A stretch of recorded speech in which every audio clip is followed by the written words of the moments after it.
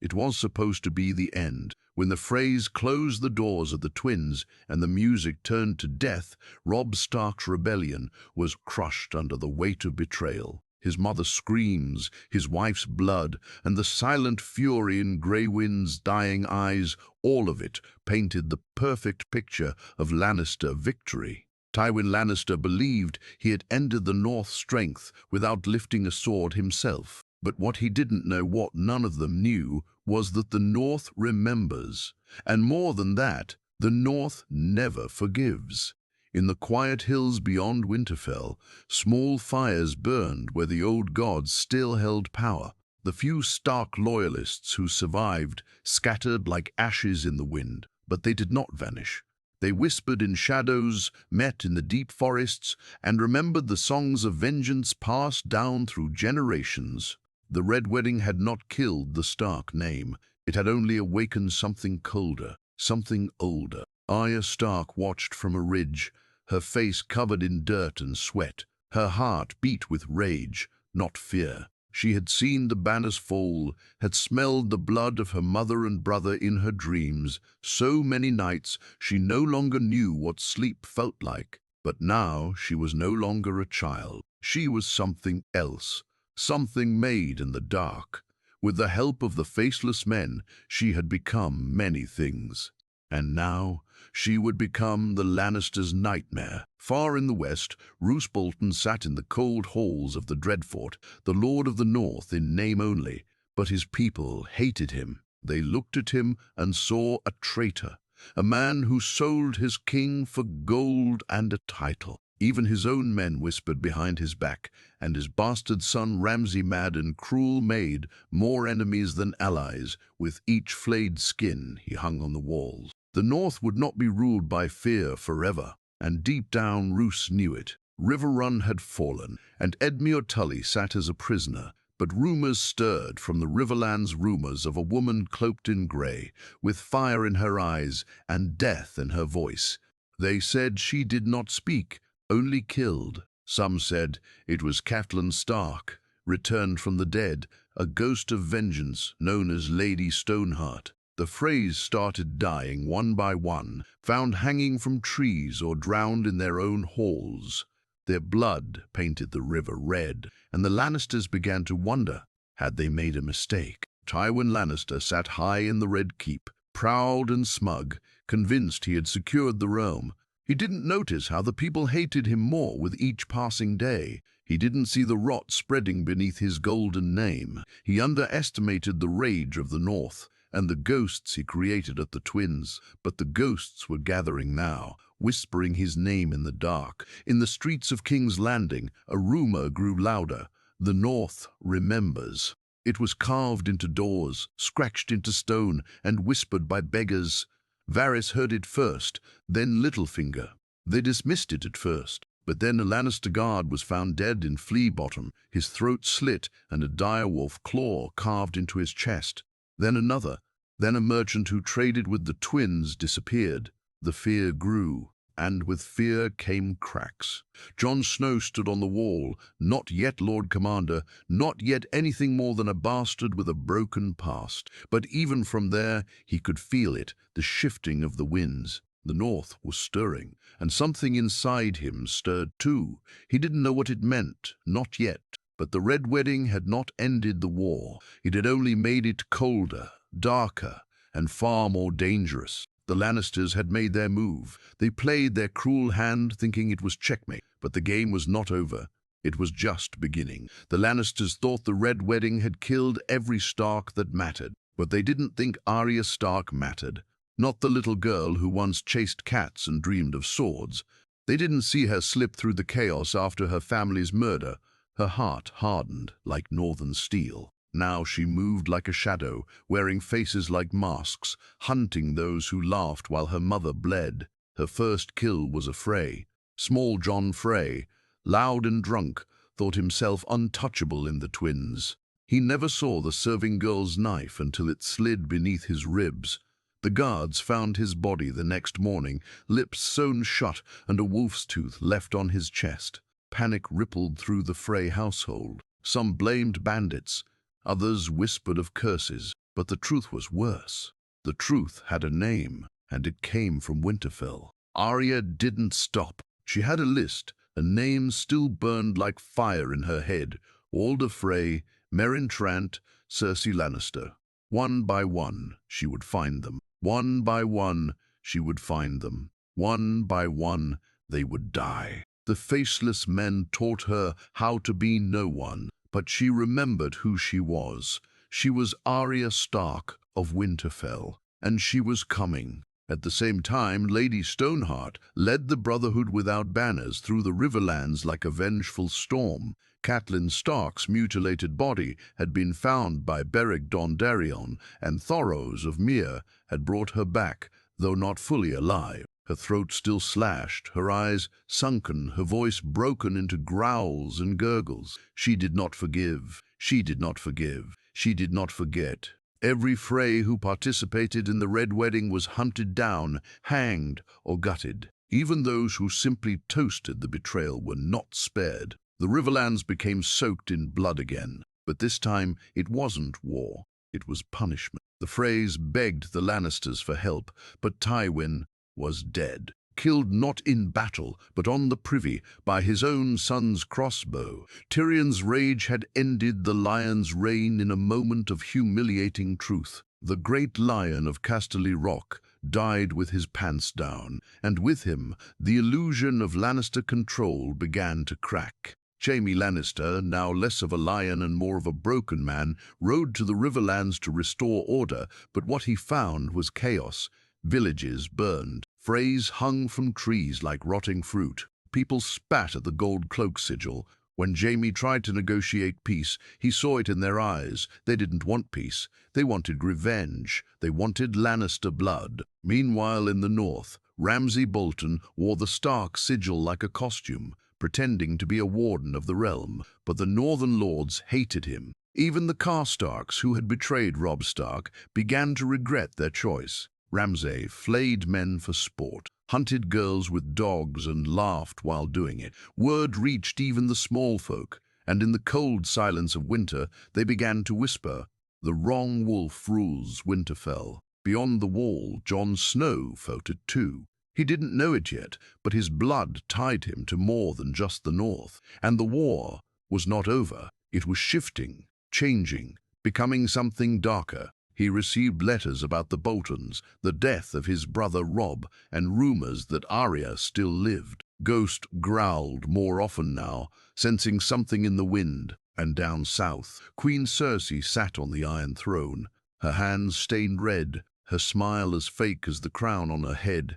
She drank more, trusted less, and believed she had won. But whispers grew in the capital, spread by Varys's little bird's rumors, that the North was uniting again, that a ghost queen ruled the rivers, that Arya Stark killed men with no face, and that Winterfell would soon rise. But the Lannisters didn't worry. They had the throne, they had the crown, they had gold, armies and power. But they had made one fatal mistake at the Twins. They left one wolf alive. And now the pack was coming. The snow had started to fall heavier in the north. It was early for winter, but the sky itself seemed to be warning that something colder than the season was coming. In the woods near Winterfell, men began disappearing. Scouts sent out by House Bolton never returned. Tracks in the snow led nowhere, just vanished into the forest. And then came the message burned into a flayed man's chest, left at the gates of Winterfell. The North remembers. Ramsay Bolton laughed when he saw it. "More Stark nonsense," he sneered. "Let them remember while they freeze."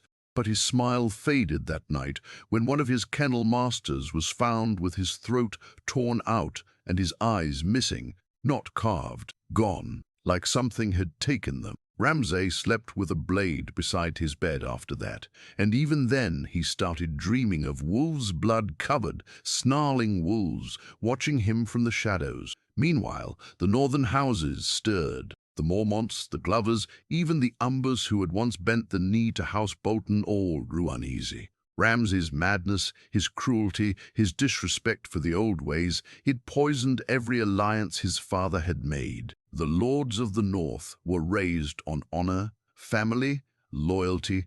They didn't kneel for long to traitors and monsters. And when the ravens came with strange reports of a red-haired girl seen riding through the snows, of a boy with Stark blood rallying wildlings at the wall, they began to question everything. Sansa Stark was not dead. That truth spread like wildfire. She had escaped Ramsay's grip. She had survived the hell of King's Landing. She was a Stark in name and blood, and when she sent a raven to House Mormont, she didn't ask for help. She demanded justice. Lady Lyanna Mormont, young but sharp as a blade, responded with just 8 words.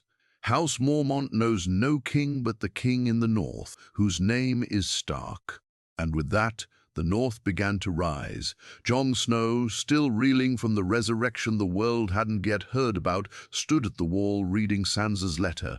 His face was hard, his heart was torn. He had taken the black, sworn the oath, but his brothers had betrayed him. They'd stabbed him in the dark and left him to die. And when he returned from the cold void, he knew he wasn't the same man who had taken those vows. So when Sansa came through the gates of Castle Black-thin, frost-bitten but burning with purpose, Jon didn't hesitate. The Stark children were together again, and with that the fire was reignited.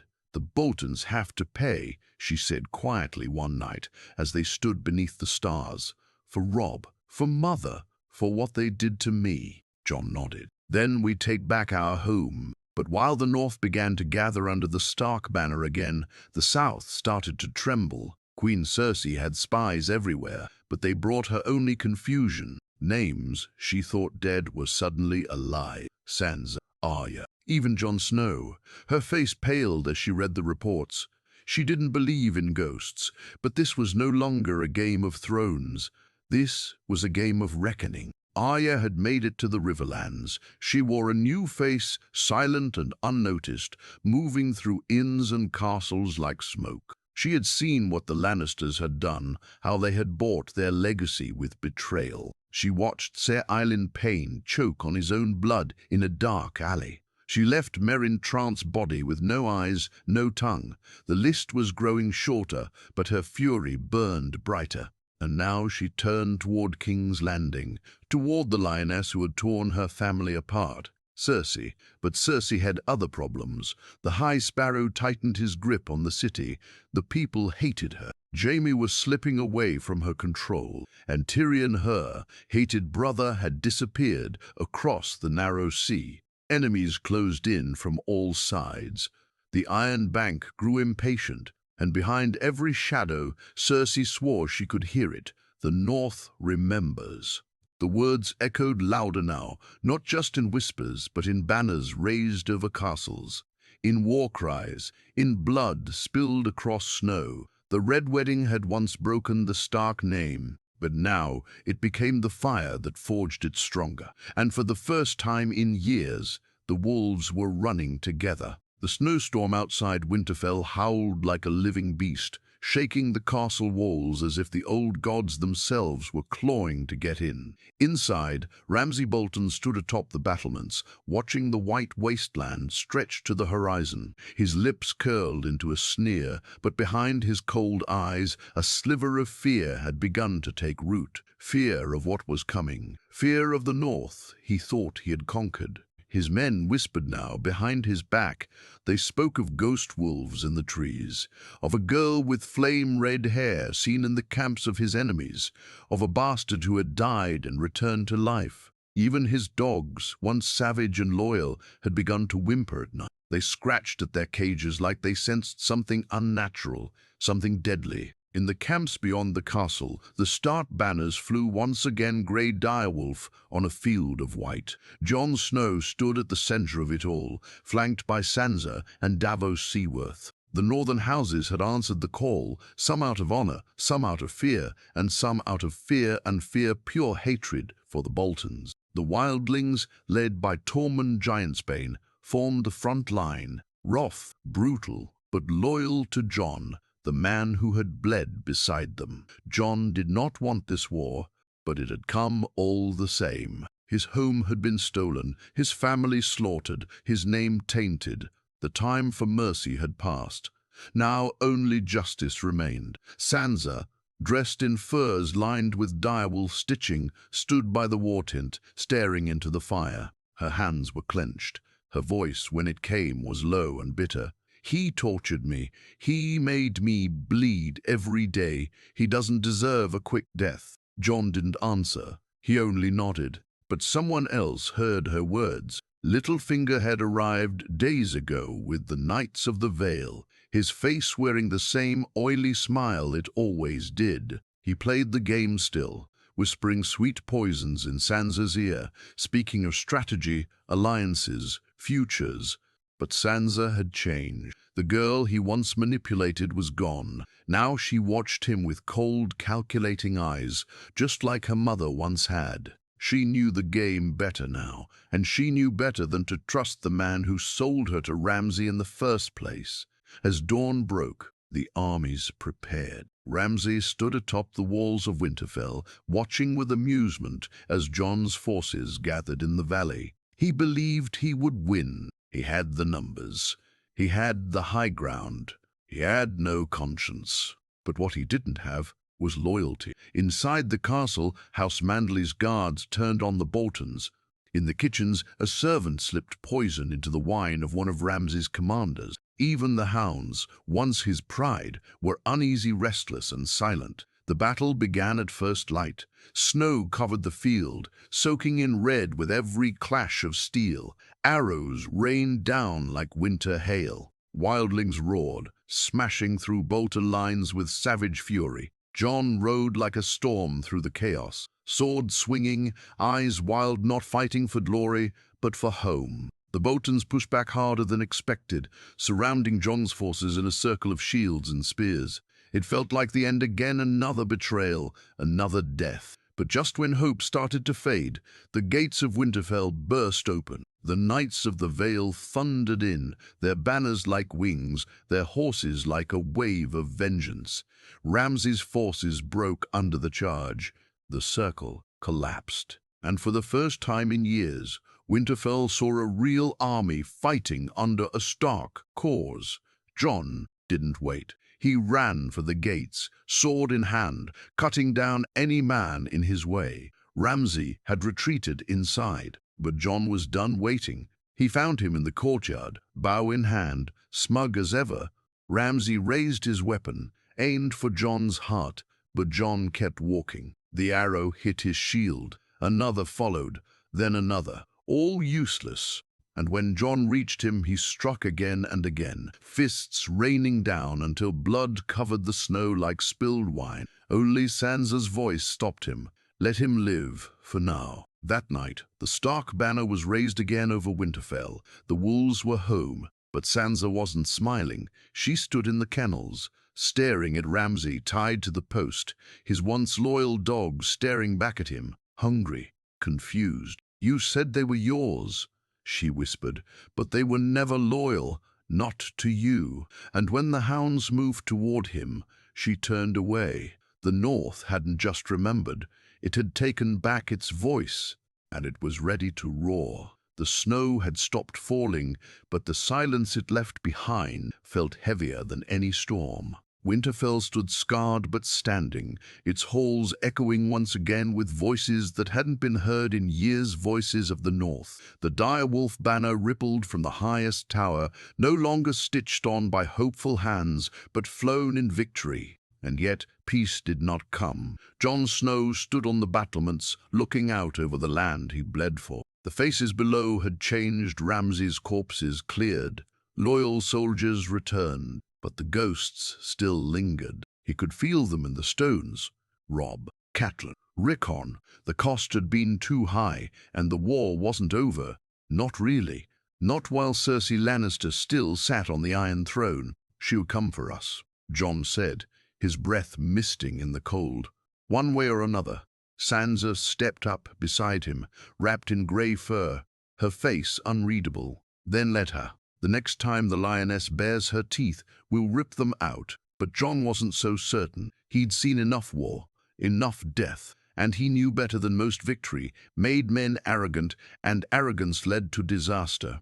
Inside Winterfell, the people celebrated. Ale poured freely. Songs were sung again, old northern ballads about the kings of winter and the strength of the north. The castle pulsed with life. But beneath it all, something darker stirred. Arya Stark arrived 2 days later, slipping through the gates like a shadow. No banners announced her, no horns sounded, just a cold wind and a knock at the door. Sansa didn't recognize her at first. The girl who returned was not the girl who had left Winterfell all those years ago. Arya's eyes were harder now, older, like she had seen too much and left parts of herself behind with each face she wore. She said little, but when Jon embraced her, she held him tighter than she had held anyone since their father died. That night, she sat at the high table, listening to the laughter and toasts. She didn't smile. She watched. Every movement, every glance, every man in that room was measured. She wasn't here for celebration. She was here to finish her list, and it wasn't finished yet. In the shadows of the hall, Littlefinger watched her with unease.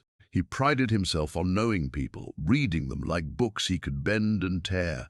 But Arya, she was a closed page, a danger he hadn't planned for. Sansa noticed it, the way his eyes followed Arya, calculating. And for the first time since she played his game, she didn't feel afraid of him. She felt calm, because now she had a wolf at her side that didn't play games. Later that night, Arya showed her the dagger, Valyrian steel, the same blade meant to kill Bran, the same blade that had passed through kings and cut down traitors.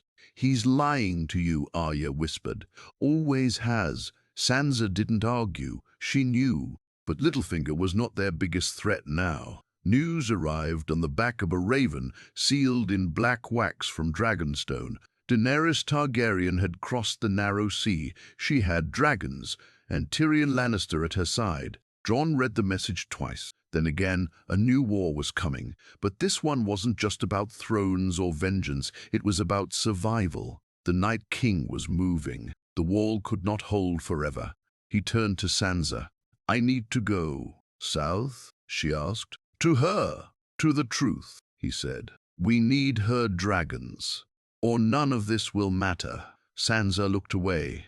"The last time we trusted a Targaryen, our family burned." Jon didn't argue. He simply nodded. "I'll return. I swear it." And then Arya spoke. "If you don't, we'll come find you." That night, Jon prepared to ride for Dragonstone. The North had been reclaimed. The Boltons were gone. The Freys were dying. But a greater storm was rising beyond the wall. The Red Wedding had been meant to break the wolves. Instead, it had awakened them. And now the world would hear them howl. The North had risen, but peace had not followed. Even as Jon Snow rode south toward Dragonstone, the cold crept deeper, more unnatural with each passing day. The skies remained grey, never clearing. Birds flew slower, fires burned colder. Something ancient stirred beyond the wall, and it was no longer content to stay hidden. At Winterfell, Sansa ruled in Jon's absence. She carried herself like a queen, but not one of silks and songs. She wore furs, kept her sword sharp, and didn't smile unless she meant it. The lords of the North respected her, some out of duty, others out of fear. She had survived the Lannisters, endured the Boltons, and reclaimed her home. But power always drew shadows, and one still lingered in hers. Pettier Baelish. Littlefinger slithered through the halls, whispering into ears, planting seeds of doubt. "Your brothers know Stark," he murmured to her one night, standing far too close. "A southern boy, raised by the Night's Watch. You are the true heir to Winterfell." Sansa didn't respond. She only stared, letting silence weigh on him. But Arya heard the whispers. She watched from the corners, unseen. And the more she listened, the more she wanted to put her dagger in his throat. The tension between them grew like frostbite quiet, spreading, lethal. Meanwhile, Jon arrived at Dragonstone and stood face to face with Daenerys Targaryen. Fire met ice. She demanded he bend the knee. He refused. She called him stubborn. He called her unproven. But Tyrion stood between them, reminding both that dead men cared little for crowns. And when Jon spoke of the Night King, of what he'd seen at Hardhome, the Queen of Dragons hesitated. Her pride wavered, but not her fire. It was only after she flew north on Drogon and saw the army of the dead for herself that she began to understand. But that trip cost her Viserion. One of her dragons fell that day, ripped from the skies by the Night King's spear and raised again in blue flames and ice. The wall had never felt smaller. Winter was not coming. It had arrived. Back in Winterfell, Arya finally made her move. She confronted Sansa in the crypts beneath the castle, laying the dagger across her palm. "Do you know what Littlefinger's done?" she asked. Sansa's eyes were unreadable. "More than you think." So they set the trap. In the Great Hall, before the gathered lords, Sansa called for justice. Littlefinger smirked, certain she was about to name Arya a traitor. But when she turned, voice calm and sharp, and said, "Lord Baelish, you are charged with treason and murder," his smile finally cracked. He stammered, begged, twisted words as he always had. But this time, no one listened. Not the Knights of the Vale, not the Lords of the North, and not Sansa Stark. With one nod, Arya stepped forward and slit his throat. It was clean, swift, merciless, just like every other name on her list. With Littlefinger dead, a dark chapter of Stark history closed. But far beyond their walls, another horror opened. The walls shattered. The Syrians' icy breath tore through the ancient magic, and the dead poured into the north like a flood. Villages vanished overnight. White walkers rode through snowstorms, eyes like frozen stars, killing without a sound. The north scrambled to prepare. Sansa sent ravens to every ally, demanded more men, more food, more steel. And in the forge of Winterfell, Gendry returned from Dragonstone, began crafting weapons from dragonglass. Arya trained the young ones in the yard, teaching them not to fight with honor, but to kill fast and survive. Bran, he simply watched. His eyes rolled back more often now, lost in visions. He saw things none of them could understand, whispers of Jon's true blood, the secret Rhaegar had tried to protect, the child born of fire and frost. And when Jon returned, Daenerys beside him, he brought not just warnings, but hard truths. He wasn't Ned Stark's son. He was Aegon Targaryen, rightful heir to the Iron Throne. The news hit like a hammer. Sansa's trust cracked. Arya's grip tightened on her blade. Even Jon didn't know what to make of it. He had never wanted a crown. But now the North would have to decide. Would they follow a Targaryen? As the dead marched closer, the living began to break from within. The Red Wedding had once shattered a family, but now its consequences threatened to tear the entire realm apart. The winds howled through Winterfell like 1,000 screaming ghosts. The fires in the Great Hall burned low despite the stacked logs, as if the cold refused to loosen its grit. But inside, the tension between the living burned hotter than any hearth. Jon Snow Aegon Targaryen stood at the center of a truth that could unravel everything. His face was storm-dark as he looked across the room at Sansa and Arya. Daenerys stood beside him, her silver hair catching the firelight, her eyes sharp with suspicion. She didn't like the way they looked at her, not as allies, but as a threat. Sansa's gaze was cool, her tone colder. "So, we're supposed to kneel now?" she said, voice steady. "After everything we've lost." "I never wanted a crown," Jon said again, wearied by the words. "I only care about stopping the Night King." "And what happens after?" Arya asked, her eyes never blinking. "What happens if we survive?" No one had an answer. Daenerys stepped forward. "The throne belongs to me. I've fought for it, bled for it. This changes nothing." But it did. Everything changed the moment Jon's blood was no longer just that of a bastard from the North, but of fire and prophecy. The North had followed him because he was one of them. But now he was something else. Rumors spread fast. The lords whispered in corners. Some were eager Targaryen blood meant dragons, power. Others were wary. The North had been burned by dragonfire once before. Tormund said what others wouldn't. "I don't care whose blood's in him. He's the one who bled in the snow with us. He's the one who saved us at the wall. That's my king." But loyalty wasn't enough to stop what was coming. The dead were near. Scouts stopped returning. The skies darkened. Bran, staring through ravens and visions, saw it all, thousands marching with no warmth, no mercy, no end. And behind them, the Night King. Bran's voice shook the hall when he spoke. "He's coming for me." "Why?" Jon asked. "Because I'm the memory of this world. If I die, everything we are, every mistake, every lesson dies with me." It was Sam who pieced it together. He's not just a monster. He's a purge. He wants to erase humanity, all of it. So they made a plan. Bran would wait and the gods would bait for the Night King. Arya would guard him from the shadows. Jon and Daenerys would ride out on dragons to break the undead army's back. The rest would hold the walls, ready to die defending the last home the North had. That night, before the battle, there were no songs, no laughter, only silence and the sound of armor being tightened, weapons being sharpened, letters being written in case the dawn never came. In the crypts below, the women and children huddled, trusting stone walls to protect them. Tyrion drank alone, staring at flames. "The dead don't care about politics," he muttered. "Lucky bastards."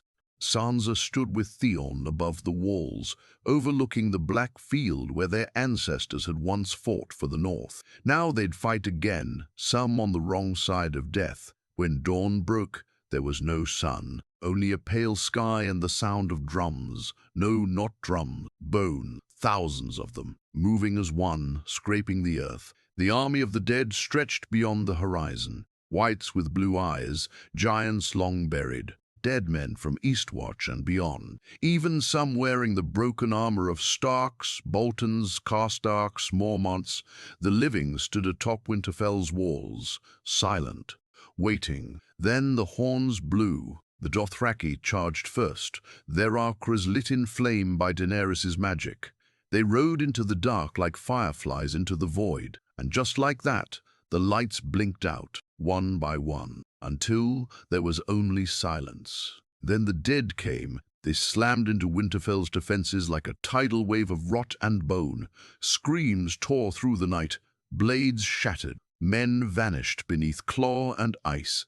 The Unsullied held their ground, dying with silent precision. Wildlings roared. Arya danced through the chaos like smoke, killing, moving, killing again. Above, Jon and Daenerys dove on Dragonback, Drogon and Rhaegal unleashing fire across the dead, burning hundreds, maybe thousands.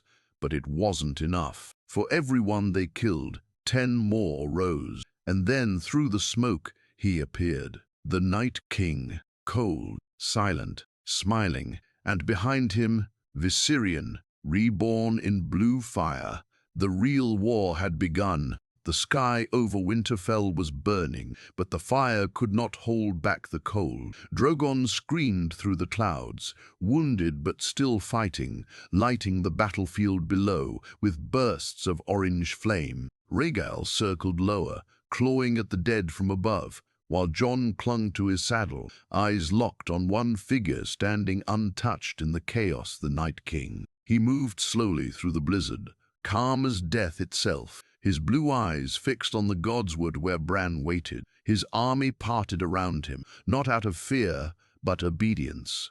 He didn't need to run. Time itself bent to his will. Every step he took felt like a nail in the coffin of the living. Arya waited in the trees, heart pounding, blade drawn. Her breath came in silent clouds, her feet light as air. She had killed many men, but this was different. This wasn't a man. This was death in form, ancient and unstoppable. And still, she waited, watched. Jon landed Rhaegal near the gates and ran inside. The walls were falling. The Unsullied were nearly gone. Lyanna Mormont had been crushed by a white giant, taking it down with her last breath. Ser Jorah bled in the snow, dying beside the queen he loved in silence. Sam was on the ground, blades slick with blood, tears in his eyes as he fought to stand again. and below it all, the crypts had opened. The dead, buried beneath Winterfell, had risen. Screams filled the tunnels as long-dead Stark kings clawed their way from tombs. Sansa and Tyrion huddled with the children, daggers in hand. For a moment, Sansa looked at him, her voice trembling. "I'm sorry we didn't get to be better than this." Tyrion smiled through bloody teeth. "We still might." They charged together into the dark. Above, Daenerys saw the Night King finally step into the Godswood, heading straight for Bran. She turned Drogon toward him and unleashed a wall of fire that lit the sky. She didn't stop, not for a second. Flames consumed the trees, melted the ground, roared louder than anything else on the field. And then, silence.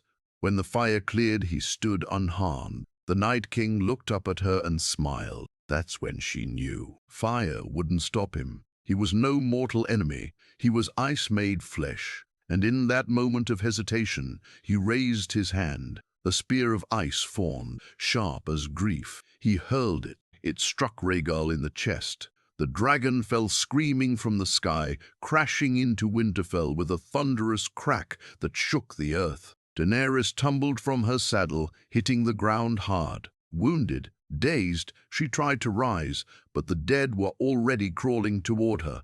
Then came Jorah, shield in one hand, sword in the other. He stood over her like a dying wall, cutting down wights as they closed in. One slashed his side, another stabbed his leg.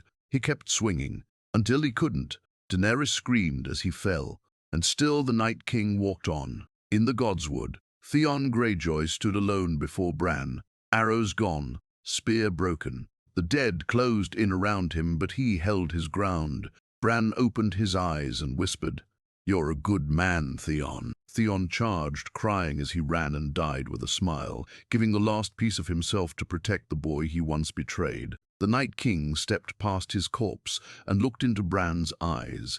No words, no expression, just the raising of his blade. And then, wind, silence, movement. Arya flew from the shadows like a ghost, dagger in hand. The Night King turned, caught her by the throat mid-air. Her eyes met his eyes, and fire colliding. And then she dropped the dagger, caught it in her other hand, and drove it into his chest, right where the children of the forest had once stabbed the man he used to be. He froze, cracked, shattered. The White Walkers collapsed. The Whites fell mid-strike. Viserion dropped from the sky like a broken toy. Silence returned, real silence. Then came the sobs, the gasps of breath, the realization they had won. Jon found Daenerys by Jorah's body. Sansa and Tyrion emerged from the crypts, bloody but alive. Bran sat quietly in the Godswood, eyes watching the future already. Arya stood alone, face unreadable, hand still gripping the dagger. Winterfell had burned, but the Red Wedding had not killed the Starks. It had created something stronger. The Lannisters had made a mistake all those years ago. They killed the wolf, but forgot the pack. Now, the pack ruled again, and this time no one would forget.